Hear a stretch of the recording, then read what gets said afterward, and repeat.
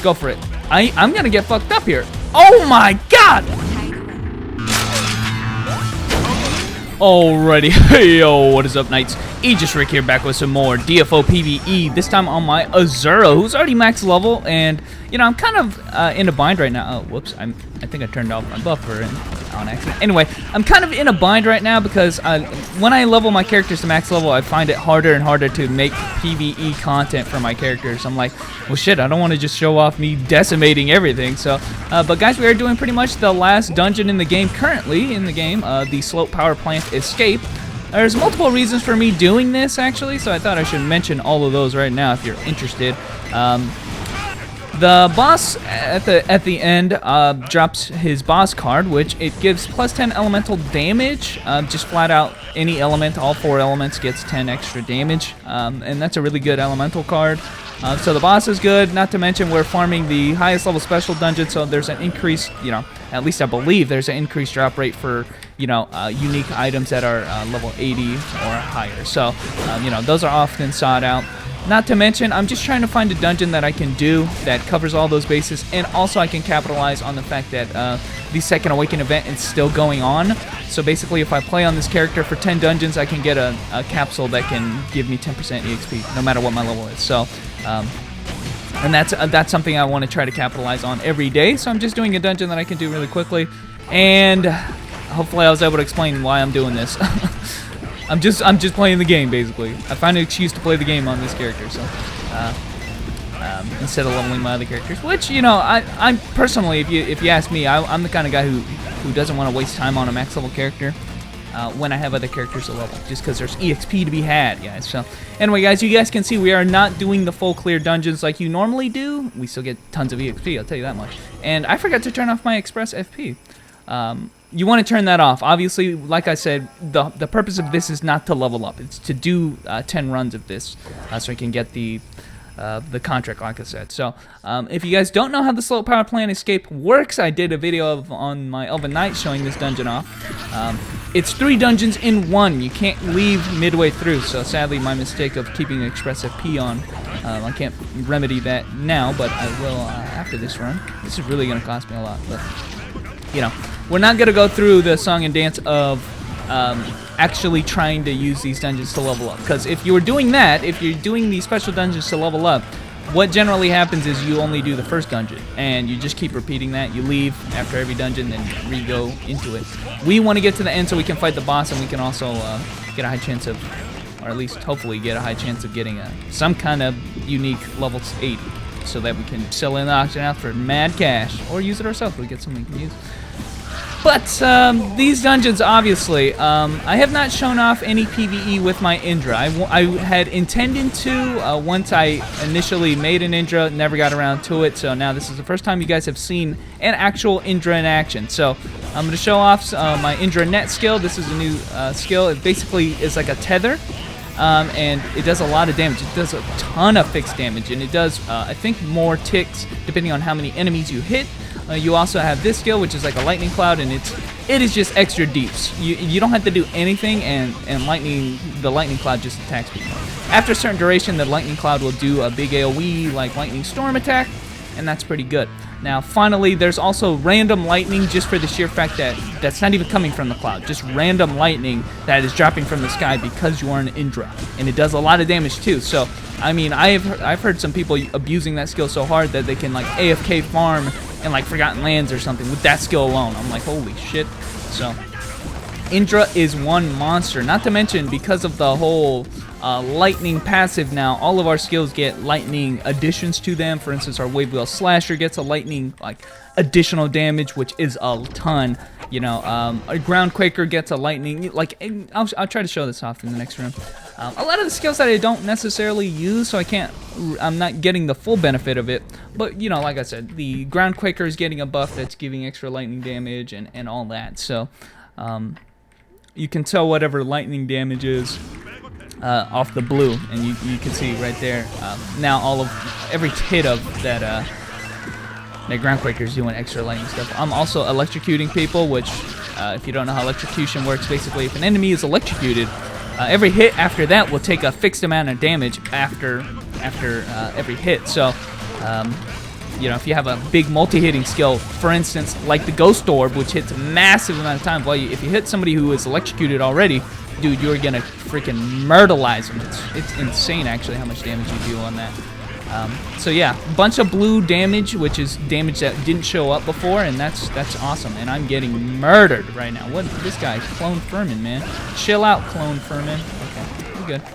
Drops a lot of meteors, and I'm overweight again. I can't even pick up these Endless Eternities. That's another good reason to do this, is pick up the Endless Eternities. So, guys, we are in like the last stretch. Hopefully we don't get, there's only one move out of wood. Yeah, okay, it's that stab attack. Okay, we're good. What I like doing here is obviously using the Lightning Storm and then First Awakening. It's the only time I can think of, guys, where I have found a use for this First Awakening. It's against the boss, the Flame Hexo. So I often don't like using First Awakening, but because he has super armor like permanently, I think it's a good thing to have on. Just keep annoying him with, you know, shit that you normally would just use the regular skill on. He's interrupting me a lot, so use this, and he's almost dead here, and the lightning cloud is doing work, baby. So I finally found a use, guys, after so many times playing this game, so many dungeons I've done on my Asura. I finally found a use for the First Awakening. It's against this boss because it's kind of hard to fight that guy in regular form. You don't have a lot of skills that you can hit with because you gotta, you know, push him back or keep him a certain distance away. But guys, I'm gonna go back to town, fix my Express FP issue. Look at how much FP I used in that one run. Damn, son. Okay, no, we usually use 24. I use 48 right there. So we're gonna do it again, guys, just for the sheer fact that that was probably a quick run. And like I said, this is a really efficient thing to do at the max level, and especially, you know, probably the biggest thing is that capsule I'm gonna be getting to give me. Actually, speaking of capsules, I should probably pick up this capsule as well. Just give me a million EXP. I'm freaking doing this way inefficiently, man. So, I mean, hopefully I'm able to show off how the Indra works now, guys. Here is, I'm gonna use my, please don't kill him. Okay. Well, I'll use that better next time, but the Wave Wheel Slasher gets a cool little addition right there. You can just see all your skills are different. If you have an Asura right now who isn't an Indra yet, you can just see, even my Wave Radiation right there has this like little freaking like lion coming out of there. Some nuts. And everything is just light damage now, guys, so I'm getting interrupted a lot today, man. Even on my striker, I was getting interrupted. It's kind of frustrating. Ooh, just killed everybody. No problem. And still haven't fixed my weight issue. I think I'll do that after this, but look at this damage. That is just nuts, man. My weapon, guys, is not even enhanced. You want to see what my weapon is? If you guys think it's my weapon, I just found this level 75 unique. I just put it on. Not enhanced, not anything, and all my skills are doing massive damage. Enough to kill all these guys. That's how fucking strong this class is, man. It just doesn't matter. It doesn't matter. I always make this one. It's like, what the fuck? It does not matter what you have on or what you do with your life. Oh, with this class. You can just fuck up. You can just fuck up 100%. You'll be good, man. Just trust me. You'll be fine. So many Endless Eternities, man. Okay, you know what I'm going to do? I'm going to actually utilize this item. I'll cut it out, but this item's awesome, by the way. This little, like, owl. Because you know what? If shit like this happens, just fucking put you in the storage, man. Easy as that. Look. Weight issues solved. And that's a permanent item forever. And you can use it as many times as you want. Look, here it is again. There you go. So, I think that item only costs like 90 cents, by the way. So, I mean, if you have a main character and you play it a lot and you farm a lot and you always have items and shit, hey, I'm going to say that is a really good investment. And in fact, I spent a lot already on various items in the game, but a lot of them weren't avatar items. They were convenience items. Like I bought that owl for almost all of my main characters. I bought storage expansions for almost all my main characters. So I'm spending a lot in DFO, you know, and the contract, the express contract, we got it for a couple weeks, the basic at least. But there are a lot of convenience items to make the game just easier to play. So that's one that I can highly recommend, though. That owl is no joke, man. Or you could be like lazy and like craft a Delilah pod or whatever the hell you have. That actually is so that you can fix your equipment. Actually, that's actually a different usage. I take that back. I think you can sell the Delilah too. You can, if you're a puppet master, you can make a pot that summons Delilah, which can have a couple uses. If your gear is breaking, if you forget to repair your gear, which I am prone to doing a lot, she can fix it, and I believe she can also buy items from you like normal. So look at all these Endless Eternities, baby. you definitely fucking need those endless eternities, guys. This is another reason to farm this dungeon. I'll have you know, those endless eternities. You were going to be using so many of them when you, for instance, when I farmed that legendary bracelet on my Elven Knight, I had to run the King's Relic like fucking 80 times, something like maybe something more like 80 times, and that costs like I want to say 10 endless eternities each run. So, you know, I ended up buying a few myself. I was like, holy crap, this is getting kind of expensive, and I've used up all of the endless eternities I've ever farmed on my entire DFO career in just that one character. So if you want to do it on any other characters, obviously this is a really good item. It's going to cost you. It's going to be, you know, very costly in terms of endless eternities. So here's a good place to farm it. I mean, a lot of benefits for doing this dungeon, guys. I mean, I know not a lot to show for it right now. I haven't really gotten anything, but you know, yesterday when I did this, or a couple days ago actually, my Elven Knight, I got a level 80 axe, unique axe. So that's that. You know, I could probably sell that for a lot of money. So, or anybody who's like an exorcist, which is not very many people. So maybe not. It's not a very popular item, but you know how it is, guys. All right, let's just use our combos on it, man. So fire wave sword into the Spirit Crescent, baby. Whew, man. Okay, so one thing I should probably mention when we're going into our last run here is that I have been raving about the Indra being a lot stronger. A lot of people have actually mentioned that. What if I told you, Rick, that Indra is not actually like that strong of a second awakening, that other classes get stronger ones? Hey, I'm not going to count these other classes out, you know? I don't want to belittle my class or any other class just by saying that my class got buffed. I mean, absolutely, without a doubt. You can't say that that the Indra is like weaker than he was before. He's definitely stronger. So second awakening, absolutely something I would vie for on any class, you know? I'm just kind of sad my Elven Knight, no second awakening in sight yet. But if the rumors are true, hopefully the second awakenings, they'll try to finish all the second awakenings by the end of the year. I think is what they want to do in KDNF. Don't quote me on this, but I believe that's what they have been quoted to saying. So we'll see. We'll see how it works out for Elven Knight and all the other classes.